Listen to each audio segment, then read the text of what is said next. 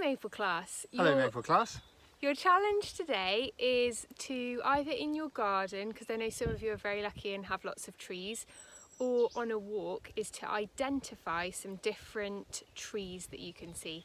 And identify means that you can tell what they are by looking at the leaves. And we have a special guest today, my daddy, because you are a massive tree nerd, aren't you? I am. Morning Maple Class.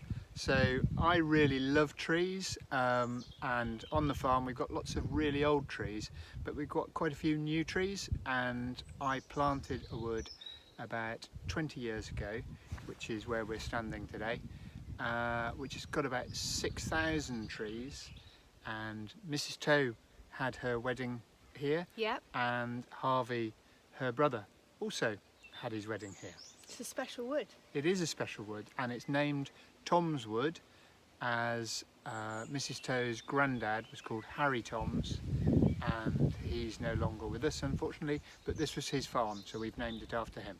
Yeah, so it's a very special place to our family. Yeah. And we're going to take you on a little tour of the wood, and Dad's going to show you how to identify some different trees.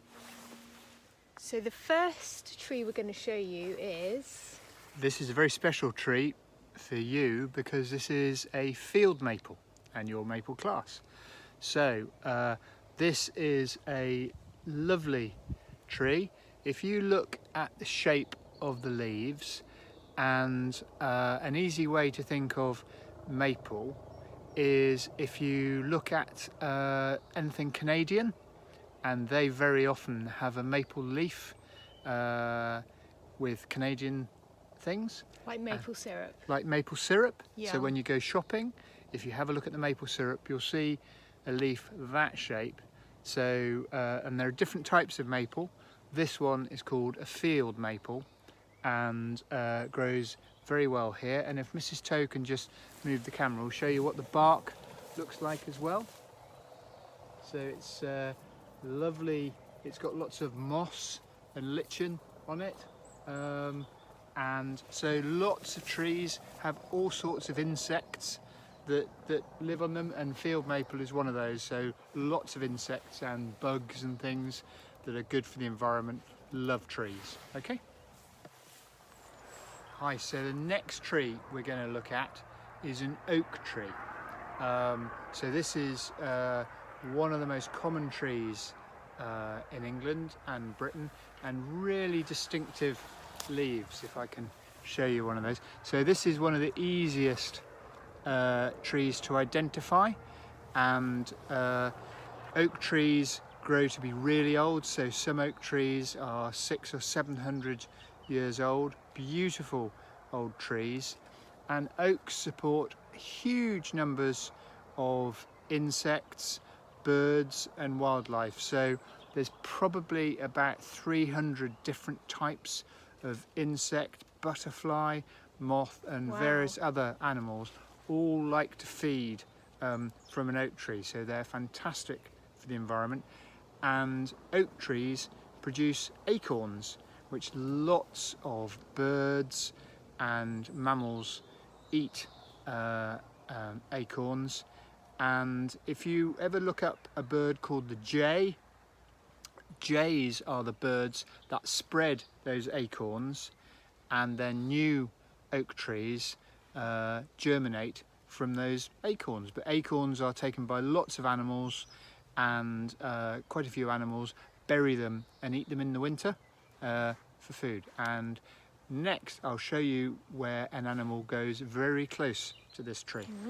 We've been reading the George and Matilda Mouse books, and they live in a big oak tree and make acorn soup. Oak trees, beautiful trees, one of my favourites, but should be really easy for you to identify those. So this tree, children, this one here, this is a Scots pine. So this isn't very common round here, but lots of these in Scotland. Beautiful trees with lovely fir cones on them. And part of the reason why I brought you here is to show you what's going on the ground. So if you see these little holes here and round by the base of the tree, and if you notice there's a little bit of the grass pushed around there, and this is a patch where a badger walks through. And this is the badger's toilet, so he quite often poos here. But he likes coming and getting acorns and various other things and waddling through the wood. Very okay? cool. Okay, children, the next tree is called a silver birch. Now I'll show you the leaves first. So they're quite delicate little leaves, almost sort of heart-shaped, very pretty. But actually, that's not the easiest way to identify a silver birch tree, because the clue is in the name.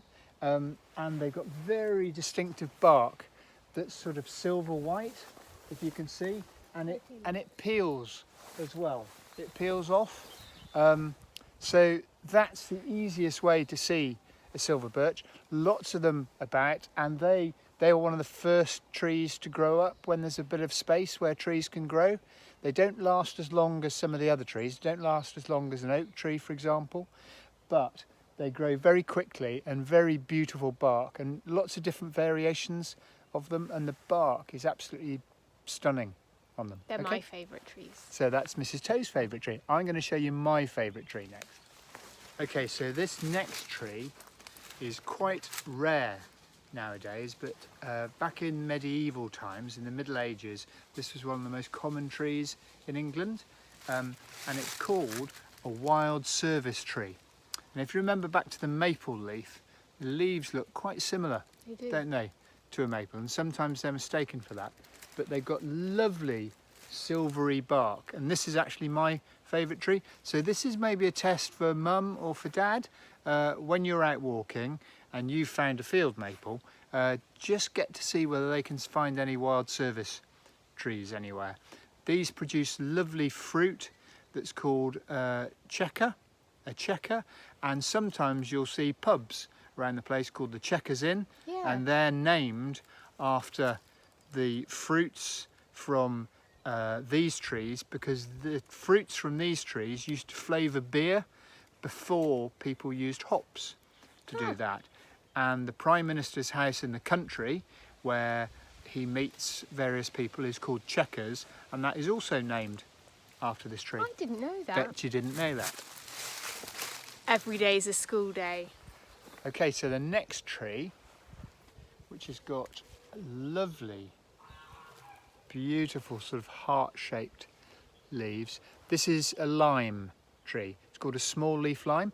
So it's not a lime like the fruit, like a lemon or a lime, but it's a British tree with lovely leaves. This one's called a small leaf lime, and not surprisingly there's another variant that's got bigger leaves, but these are very pretty and grow very well here.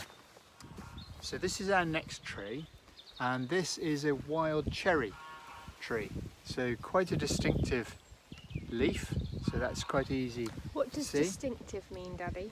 It means it's easier to tell. So Yeah. this is quite different.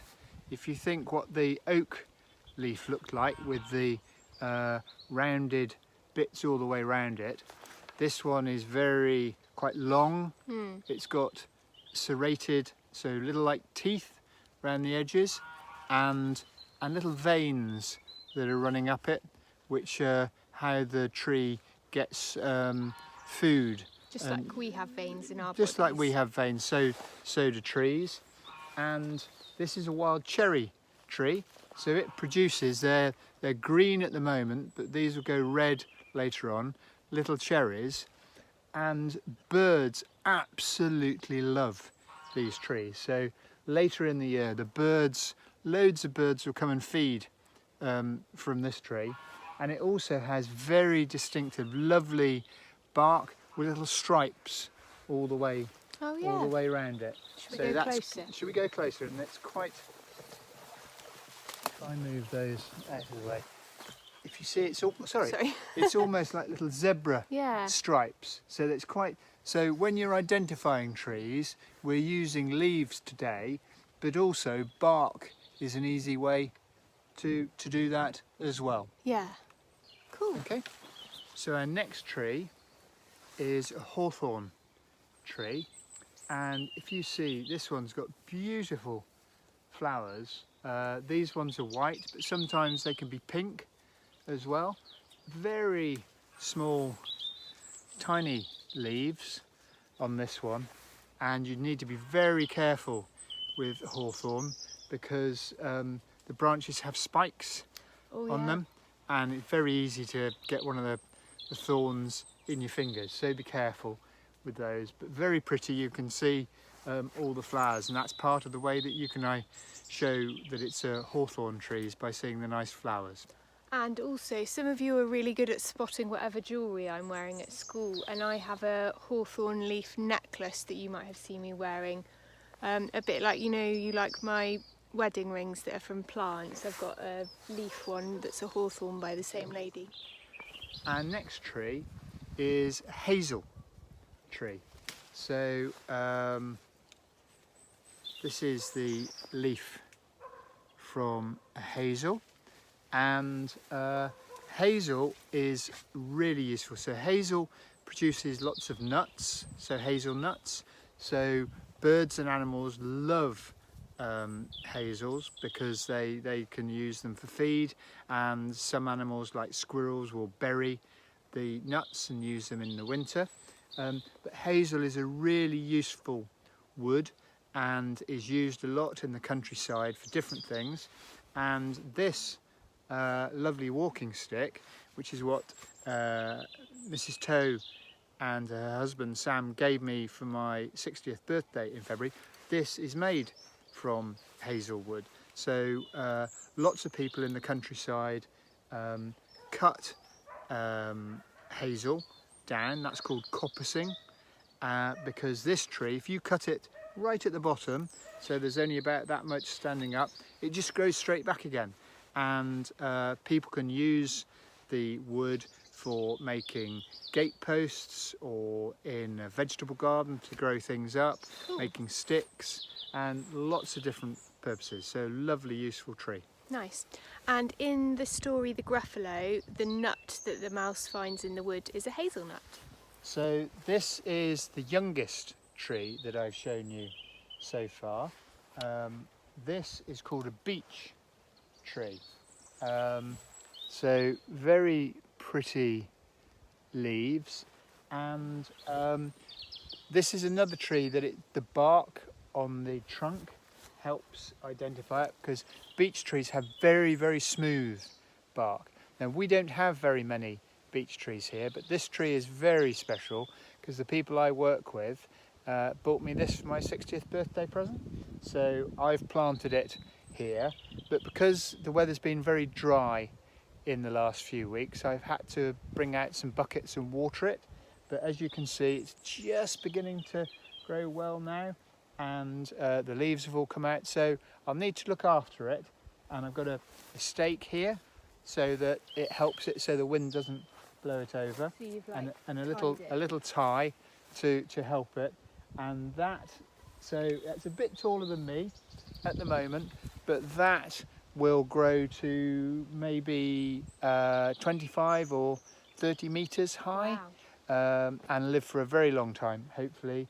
And maybe one day we'll have a little bench round it for when we're sitting in the meadow. So there we go. So this tree here is an ash tree, and here are the leaves for that. And if you look at that, there's lots of them on this little stalk. So rather than individual leaves on a stalk, there's quite a few of them. Now, ash along with oak is probably the most common tree. That means there's the most of them. And in Britain, there's about 150 million ash trees. But very sadly, they've got a disease at the moment. So, and it's called ash dieback, and it's estimated that, so people think about 95% of all the ash trees in Britain might die because of this disease, which is very, very sad. But the scientists are working to try and work out how many trees can be saved, and at the moment they're thinking that some trees are naturally going to cope with this disease and be able to survive. So fingers crossed that happens, because we've got lots and lots of ash trees here, so we don't want them all to die. So if you look at the trunk of the very straight trunk, and the wood is really useful and is used for lots of different purposes. One of the ways ash is used is it's built into Morgan cars, and I've got a Morgan car, and the frame of my car that the bodywork is put onto is made from ash, because it's very strong but very bendy, so that people can bend it and shape it and use it in different things.